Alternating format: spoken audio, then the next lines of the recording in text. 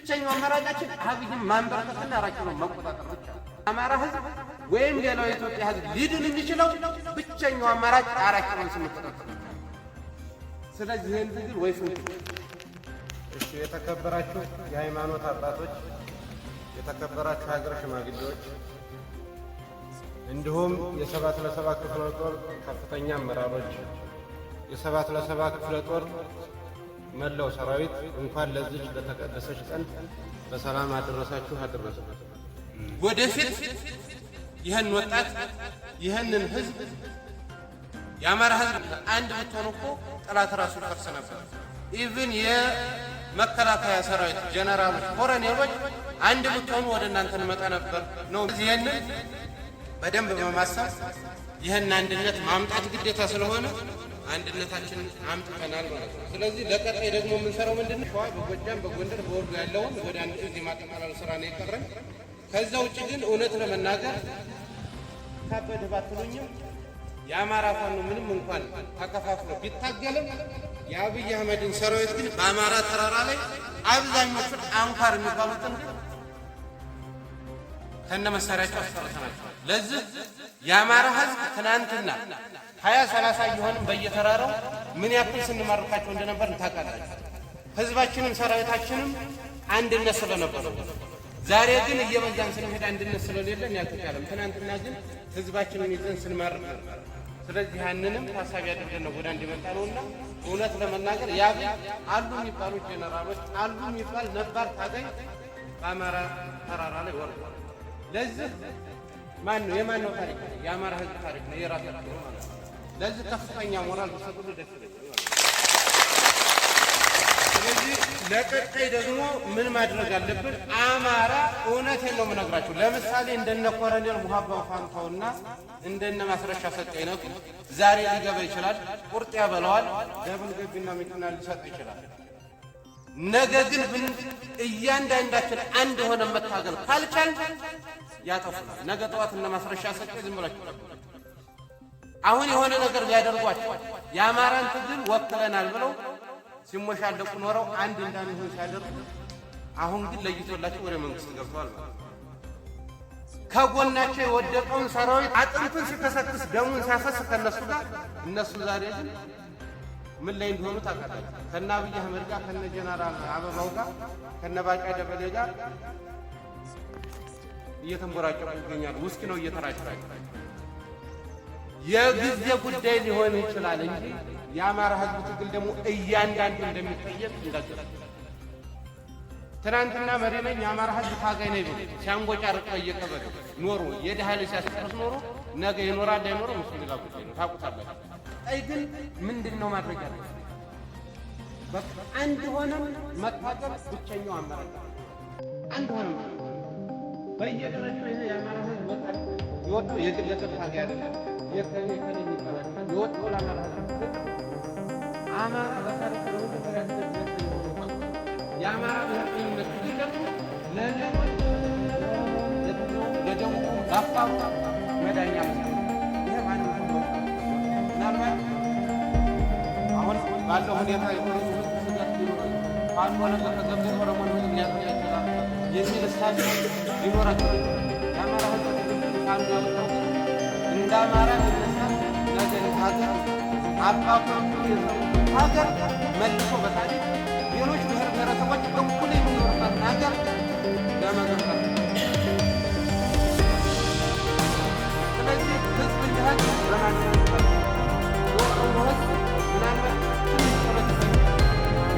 አማራ ህዝብ ላይ ቆርጠው ያስከትሉ ሲገቡ ይኖራል። እነሱ ብቻ የራሳቸው ተፈጥሮ ይላሉ። ከመጀመሪያው ጀምሮ በኢትዮጵያ የአማራ አሁን ደግሞ ታግለን ብንሞት ይሻለናል። የሚሰጣችሁን ተልእኮ ከላይ ሰጣችሁ። አሁን አንድ መሪ አንድ ነው። ከዛ ውጭ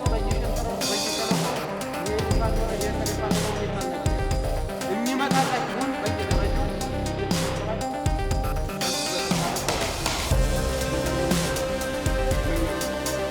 የአማራ ህዝብ ፋኖ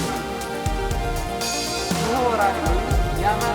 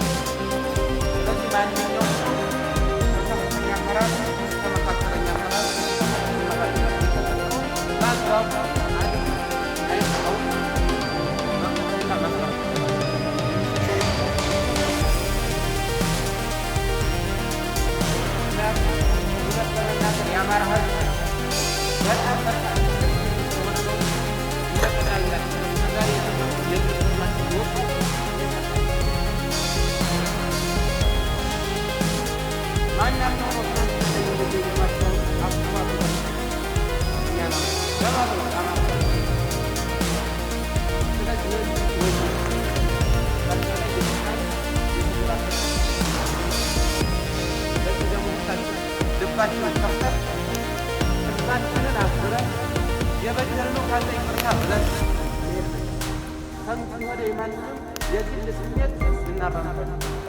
የምናራምደው የማንንም የህዝባችንንና መነሻችን አማራ ነው ብለናል። እንደ አማራ ብንነሳም ነገ ግባችን መጨረሻ አላችን የአማራ ህዝብ ወይም ሌላው የኢትዮጵያ ህዝብ ሊድን የሚችለው ብቸኛው አማራጭ አራት ኪሎ ነው። አራት ኪሎ የሚቆጣጠረው አንድነት ነው። ስለዚህ አንድነት ነው። አማራ ለማዳን ስንል ሴጣን ቢሆን ከማለት ብቸኛው አማራጭ ማንሳት አራት ኪሎ ነው።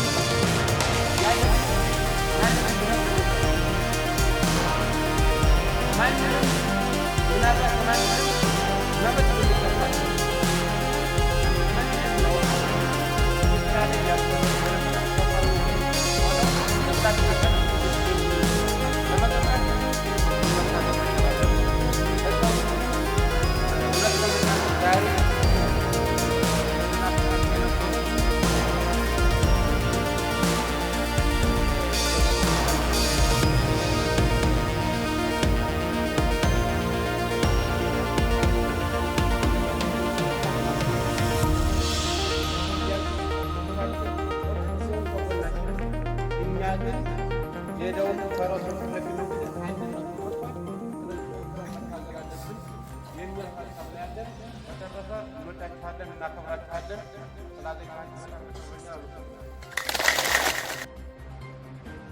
መልካም አሁን ፋኖ በቁጥጥር ስር ካዋላችሁ ማለትም ከማረካችሁ በኋላ ኢሰባዊነት ወይም የምርኮኛ ሰብአዊ መብት አያያዝ ላይ ተጽዕኖ አድርጎባችኋል? በፍጹም ቅድም እኮ ነገራችሁ እኔ እንደራሴ ምንም የተደረኩት ነገር የለም። እስካሁን ያንከባከቡኝ አልፎ ወደ መናፈሻ ራስንም አይሙሬ እንዳልጨናነቅ የሚያደርግ ነገር ብዙ ነው። አንተም ራስህ እዛ ጋር ስለነበር ይዘውኝ ሄዱ።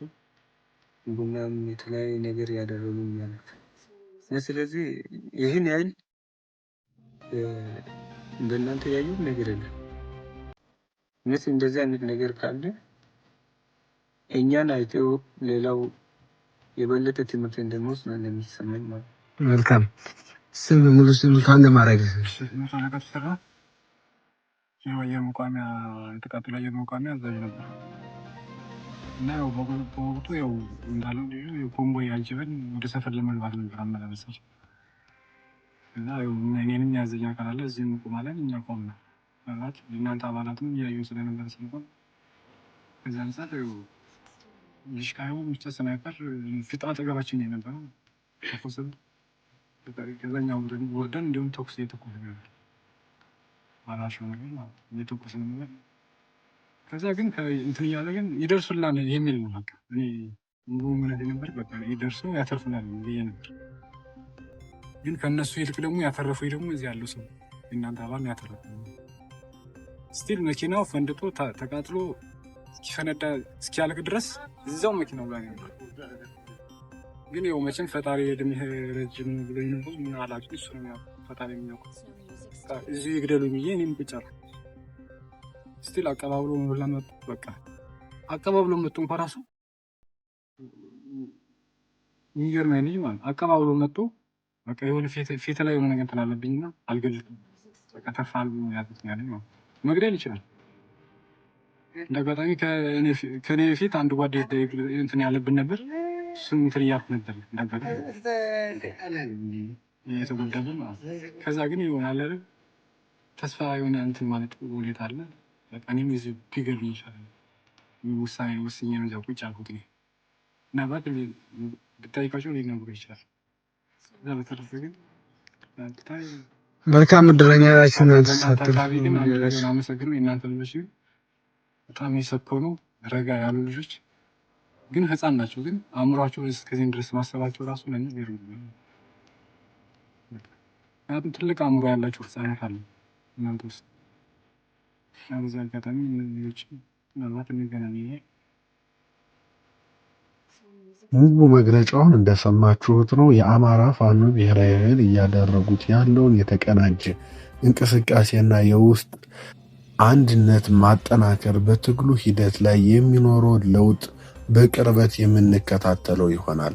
እናንተም በእነዚህ ወቅታዊ መረጃዎች ላይ ያላችሁን አስተያየት በኮሜንት መስጫ ላይ እንድታጋሩን እንጋብዛችኋለን። ቪዲዮውን ላይክ በማድረግ ለብዙሃን እንዲደርስ አድርጉ። እንዲሁም ቻናላችን ሰብስክራይብ በማድረግ የሁል ጊዜም ቤተሰብ ይሁኑ።